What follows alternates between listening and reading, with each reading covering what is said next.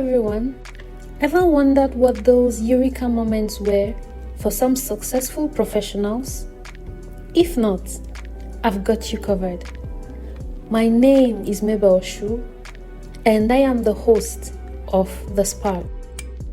The Spark is a show where we embark on a captivating journey into the lives and experiences of some accomplished professionals, uncovering the secrets to their success and unveiling some of the difficult transitions they had to undergo.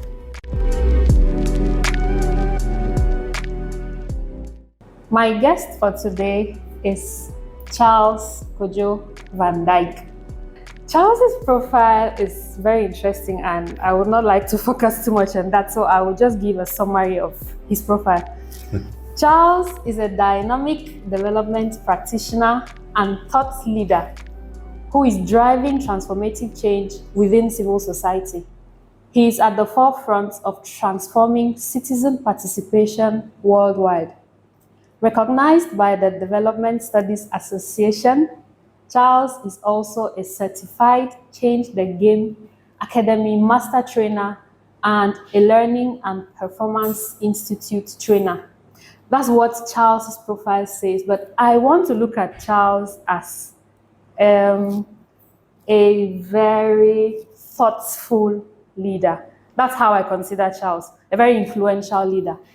So Charles, welcome, and it's a pleasure to have you here today. Thank you. Thank you so much for this invitation. I am honored and I am humbled. Thank you very much. So usually when you think strategic thinking, when you think thought leadership, partnership, social justice, Charles is the person to go to. Charles, so I'd like to start with when you were a kid. Yeah. Can you share with us your story? What did you want to be when you were a kid? I mean, I wish I could say I wanted to be a doctor, a lawyer, the usual. Sometimes we used to say when we were kids, astronauts. But funny enough, when I was a kid, I was really into tennis. I used to play tennis quite a bit in primary school. And I wasn't bad at it. I think I was quite competitive, very good at doubles. So at some point, I kind of thought about, maybe I want to become a professional tennis player. But unfortunately, as time went on, I really didn't make the cut. Maybe I just didn't put so much attention on it, or maybe I didn't communicate it in a forceful way to my parents for them to see that I was really super interested in going in that direction. Yeah, but I enjoyed tennis. Tennis was my thing. Interesting. So was there any memorable moments in your childhood that's now, like you mentioned, you no longer play tennis, but was there any memorable Yeah, sadly, I don't find time to play it, but sometimes I do miss it, yes. But the skills are still there, right? Yeah, I think if I, go back and run around a bit, get fit, and swing the tennis racket a bit, I think I can go back to a certain level of skill. Yes. Right. Okay. So, were there any memorable moments as a kid that influenced the decisions you took later in life? Oh, of course. So I was blessed in the sense that my parents,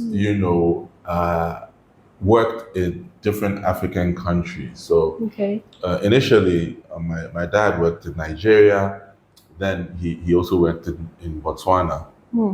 And because of that, of course, I'm being a kid, I had to move around a bit with them. Right. And so I experienced different types of cultures, met all sorts of different types of people. International baby. Well, I'm not sure if it's international. Maybe it's continental baby. Let me put it that way.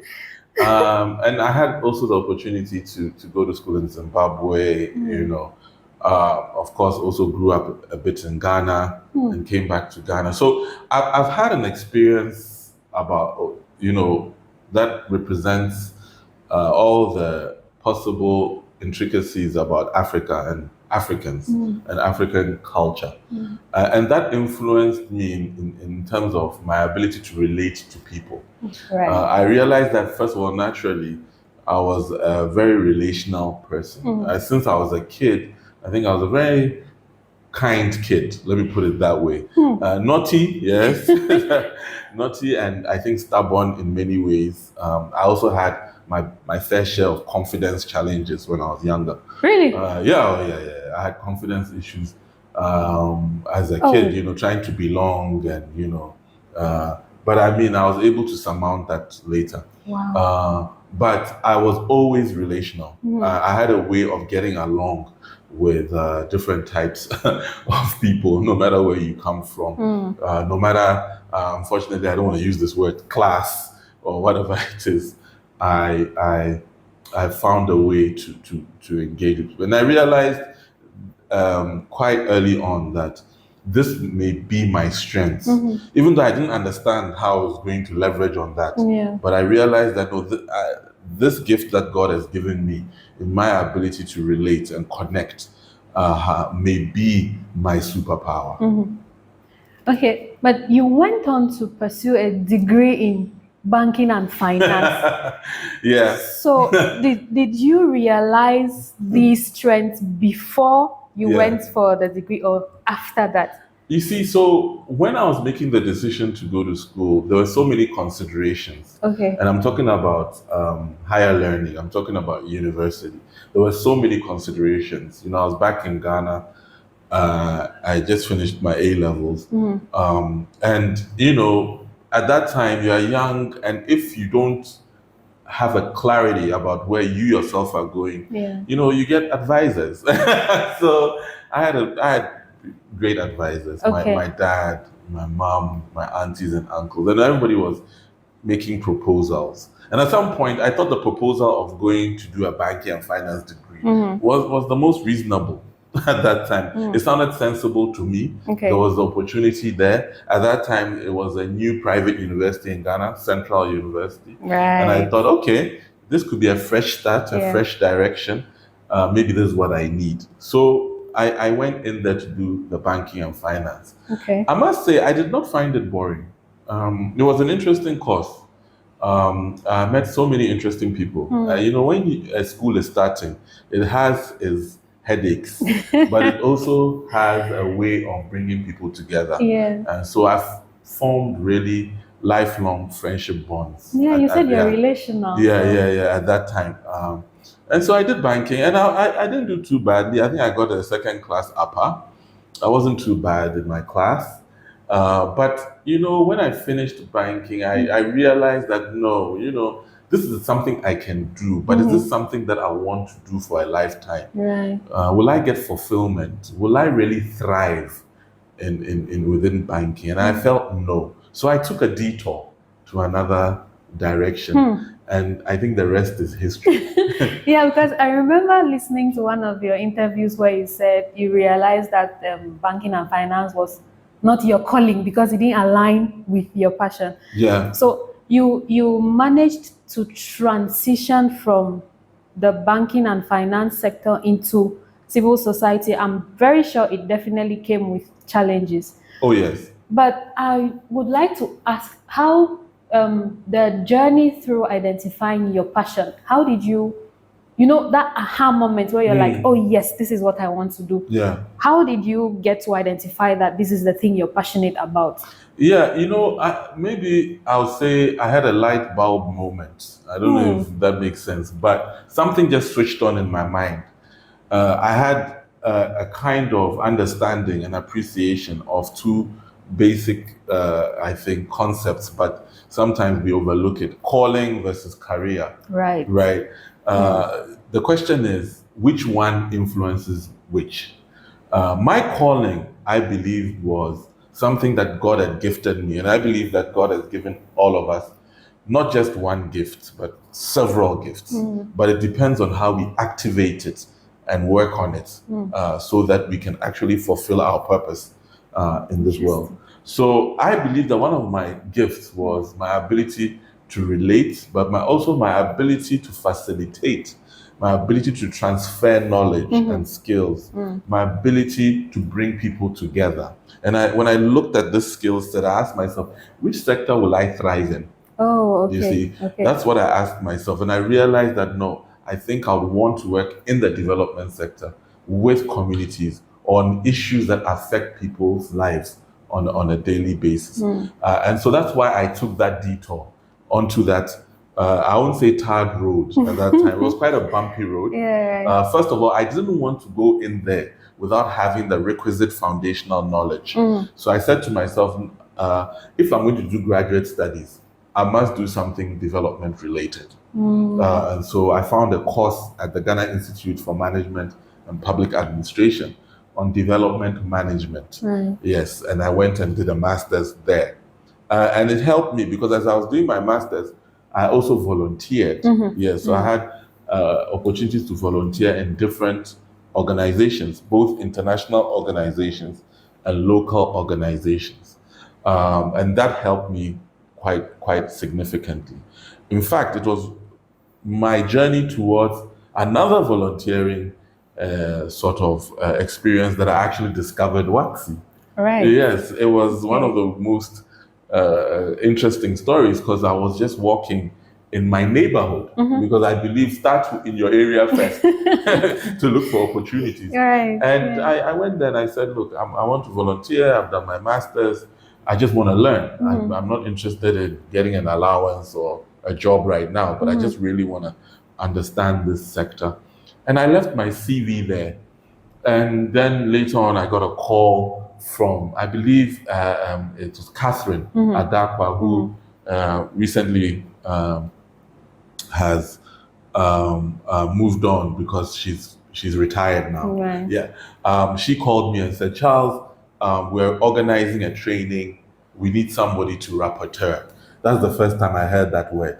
I had no idea what a rapporteur was. But I said, oh, okay. No problem. All right, no problem. I'll come. Yeah. Apparently, it means a report writer. You know, I had no idea. So yeah, that's how I was able to actually my journey and my connection with Waxy started. So it's interesting because for some reason you were able to at least identify the things you're passionate about, and then that led you to make other decisions around that. But there's some people who struggle with identifying their passion. So what they do is they just keep trying one opportunity after the other years until they're able to find it. And with people like this, sometimes they finally find that passion later in life. So I think it's just interesting that you were able to find it early. But again, you said it came with a couple of challenges. Oh, yes. So I would like you to share, especially considering the fact that you had to transition from one field to the other. Yeah. I know that sometimes adapting could be a little challenging. Oh, absolutely. So can you share with us the challenges you went through and how you were able to overcome them? Yes. I think one of the things is also the first challenge is remember that you don't live in a vacuum. Yeah. You have family. And I'm not sure at that time my parents actually knew what I was doing. Oh. Yes.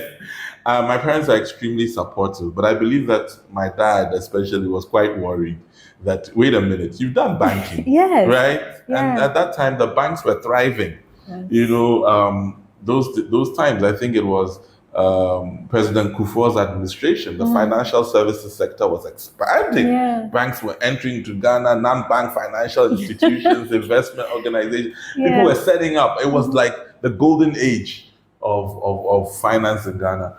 And you said you want to do what? You want to work for the non-profit sector. Work? Are you serious? Don't you realize that you're also my firstborn? Come on, man. So I understood my father. My father had some concerns. And not only my father, I mean, when I met my wife's father too, he said, hey, NGO, are you sure that there'll be stability to be with my daughter? You know? So people had concerns. Yeah, people had concerns. And it was legitimate. And I feel that sometimes when our parents express these concerns, we should not see it as negative. Yeah, most they of love them, us. They do. Yes, they they are concerned. Yeah. But you know, one of the things about me is that in as much as I had confidence issues, when I went the other side, I'm still struggling with accepting that you had I had confidence issues. But when I became aware, self-aware, I got a certain sense of conviction which sometimes shocks me. And I don't know, but I believed in that, no, this direction, I will thrive in this space.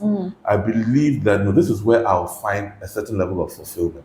And that, yes, I may not get the money and the benefits that I may have got in the private sector, but I think I'll get something here that will set my soul at peace. You feel accomplished. Yes, and I can make something out of it. And, you know, a legacy.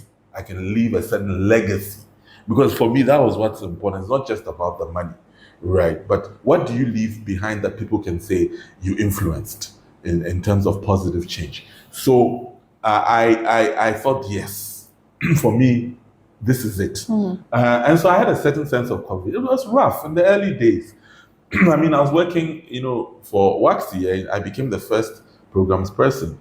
And it was a young institution. You know, I was being paid, but I mean, if I was working in a bank, I probably have got 3 times as much money. Definitely. Yeah. Definitely. And it was a lot of work because you're actually building the foundations, the systems and structures, and the operations and the programming conceptual framework of a regional organization. There's a lot of work to do. And I'm assuming that because you're one of the first people, the kind of support from top leadership was a little absent. So there was a lot you had to do. Not necessarily absent.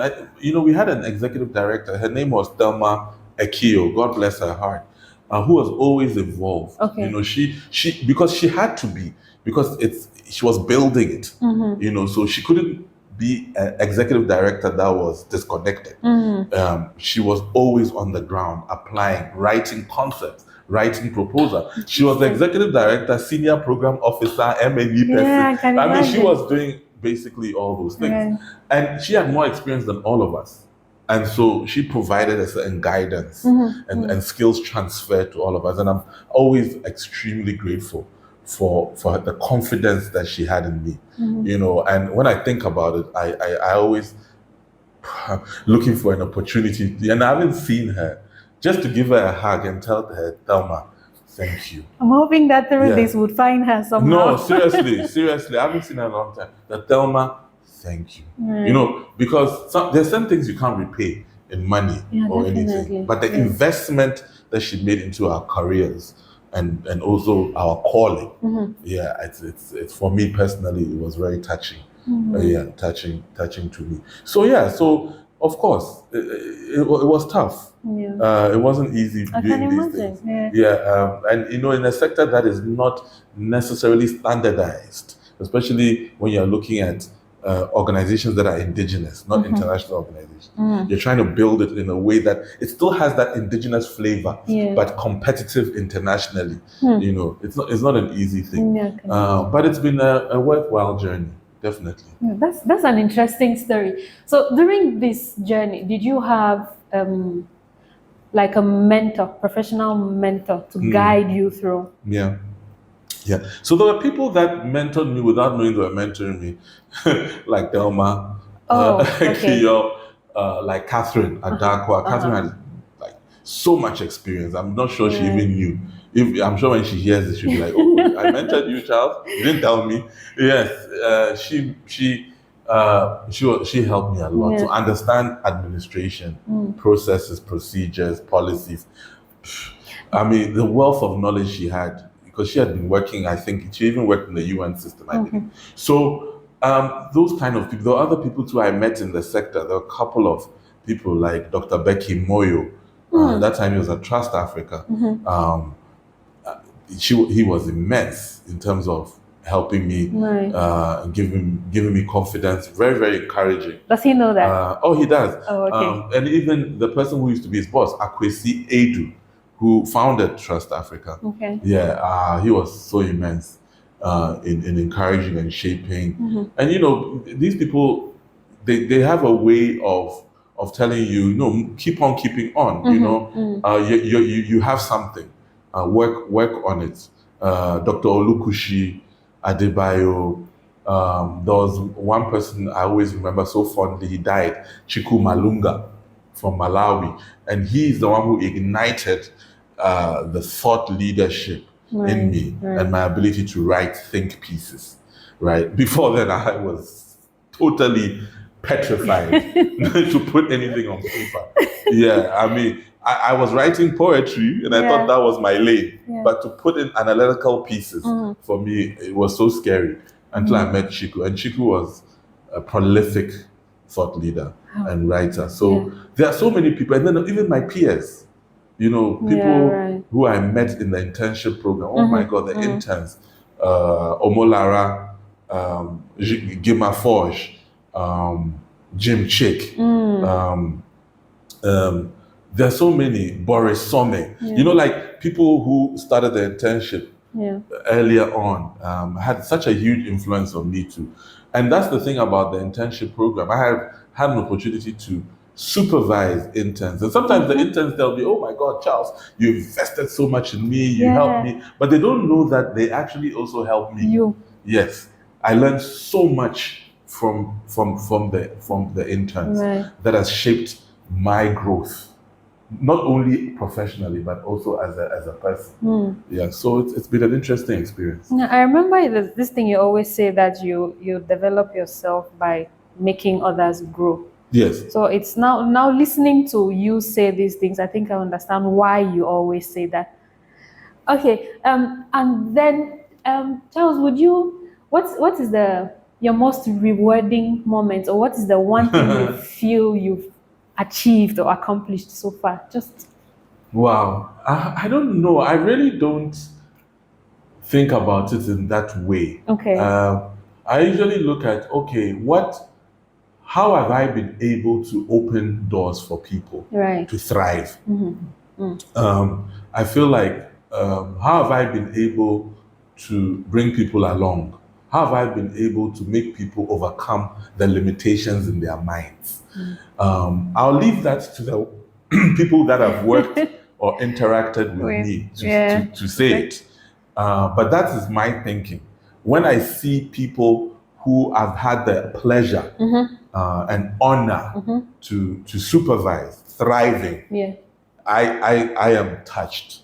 Like, because I tell myself, oh my God, so I can also contribute to somebody's growth. That is amazing. And I think it's a gift that God gives you to be able to contribute to somebody's growth, or to be able to help somebody overcome the limitations they have in their mind. So I've had so many of those moments.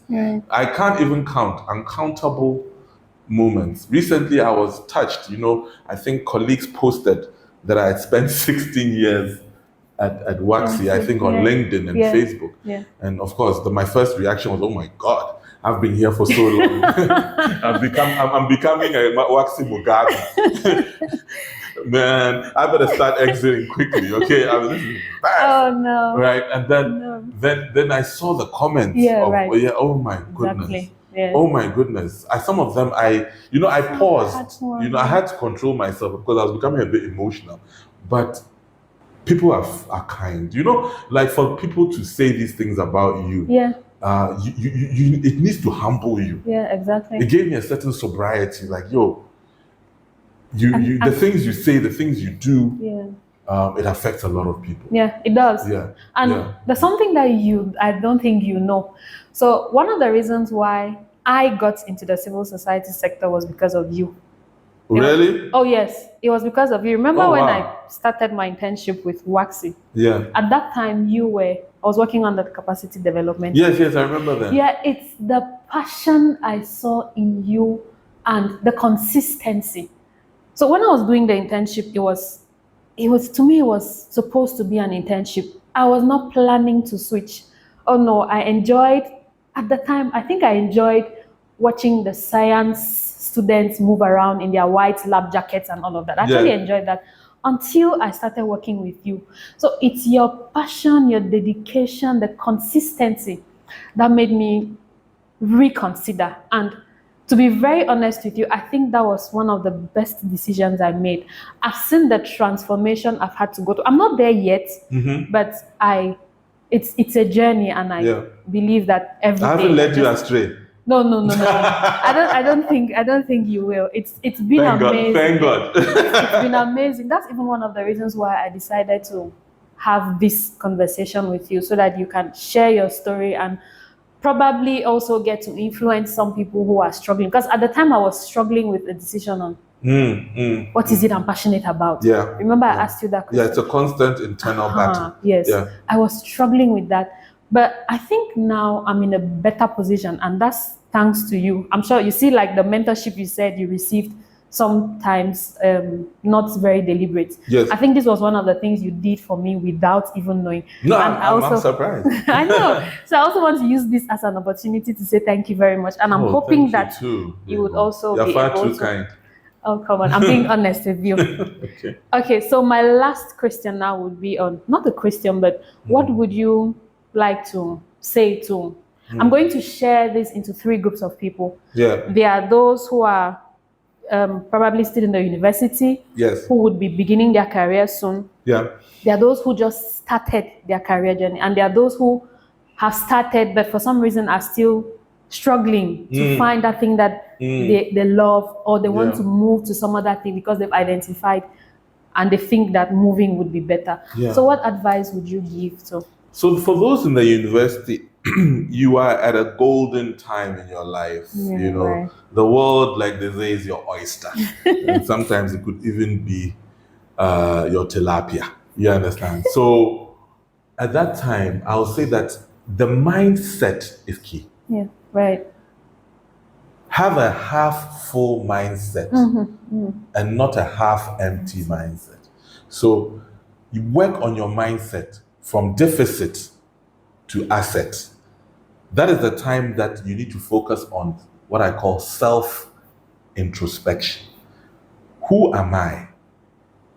You know, what do I love? What am I passionate about? What are the gifts that I have? Where will these gifts thrive? What is the work that I need to put in to get to where I want to go to? That is the time that you should be going through this so that you carve a path towards, most importantly, purpose and then overall fulfillment. So that's what I'll tell people at that point.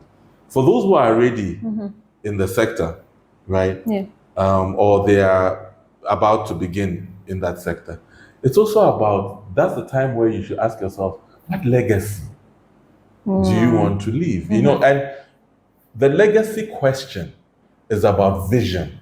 So you should be able to see yourself 10 years down the road and be very clear about where you want to be. And then start doing the things, the activities, the moves, you know, building the relationships that will get you there in 10 years' time. Legacy oriented. What am I coming to contribute to this sector that will make it stronger, but ultimately make people's lives better? Right.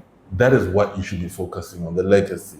Yeah. And for those who are in there and still, you know, on that constant hustle, or that constant grind, they're not sure about what to do and what not to do.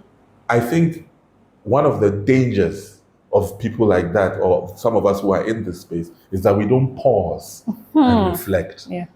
Pause, press pause, and do an analysis of where you've come from, what you've been able to do well, what you've not been able to do well, what you need to do to improve the things that you need to do well. Recharge and start running again. Yeah. If it means that you have to start all over. Exactly.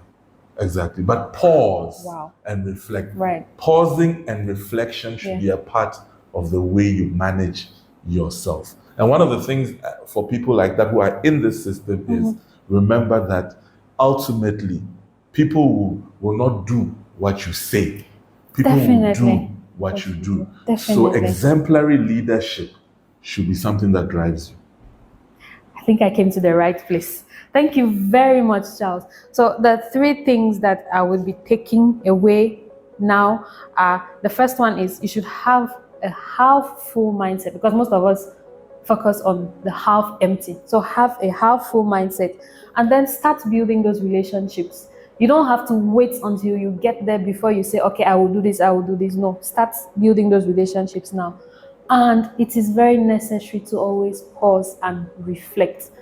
With this I would like to say a very big thank you, Charles, and Thank it's been you. amazing having you. Thank you so you very too. much. I'm hoping that somebody out there is going to pick up on this and is going to transform their lives. I'm waiting for the moment where somebody is going to reach out to me and say, that podcast that you did with Charles is what took me through.